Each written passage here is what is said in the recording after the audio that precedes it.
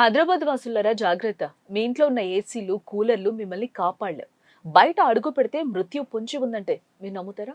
ఇప్పుడు హైదరాబాద్ నగరం ఒక భారీ విపత్తు అంచున నిలబడింది. ఆక్స్ఫర్డ్ యూనివర్సిటీ తాజాగా వెల్లడించిన ఒక నివేదిక నగర ప్రజల గుండెల్లో రైళ్లు పరిగెత్తిస్తోంది.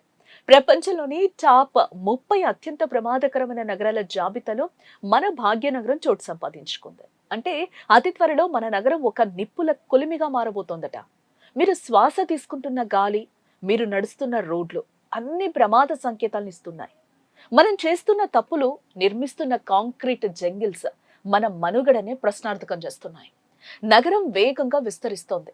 ఎక్కడ చూసినా ఆకాశాన్ని తాకే భవనాలు, మాయమైపోతున్న చెట్లు, అదృశ్యమవుతున్న చెరువులు ఇవే మన పాలిట శాపంగా మారుతున్నాయి.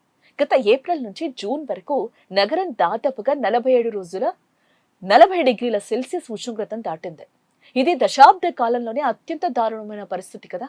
మనం ఏసీలను విపరీతంగా వాడటం వల్ల ఇంట్లో కాసేపు చల్లగా ఉంటుందేమో కానీ ఆ వేడి బయట వాతావరణాన్ని మరింత దారుణంగా మార్చేస్తుంది. గాల్లో తేమ తగ్గిపోతుంది. డీహైడ్రేషన్, హీట్ స్ట్రోక్స్, చర్మ వ్యాధుల వంటి ప్రాణాంతక సమస్యలు సామాన్యులను వెంటాడుతూ ఉన్నాయి. హైదరాబాద్ ఇప్పుడు 0.68 హీట్ రిస్క్ స్కోర్తో ప్రమాదకర స్థితిలో ఉందంట. కైరో, మనీలా వంటి నగరాలతో సమానంగా మన నగరం కూడా వేడికి బలి కాబోతోంది.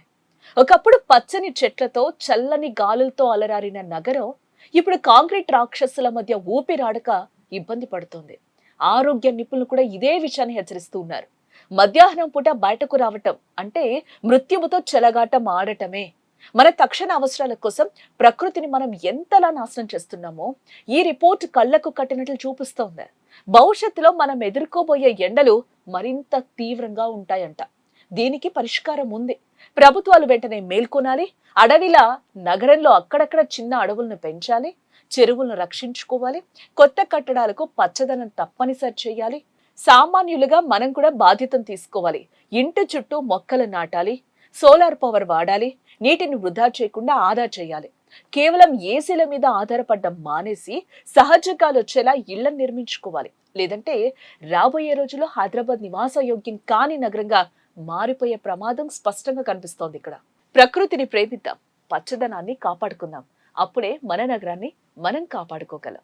కేవలం ఏసీల మీద ఆధారపడడం మానేసి సహజమైన గాలి వచ్చేలా ఇళ్లను నిర్మించుకోవాలి. లేదంటే రాబోయే రోజుల్లో హైదరాబాద్ నివాస యోగ్యం కాని నగరంగా మారిపోయే ప్రమాదం ఇక్కడ కనిపిస్తోంది. ప్రకృతిని ప్రేమిద్దాం, పచ్చదనాన్ని కాపాడుకుందాం. అప్పుడే మన నగరాన్ని మనం కాపాడుకోగలం.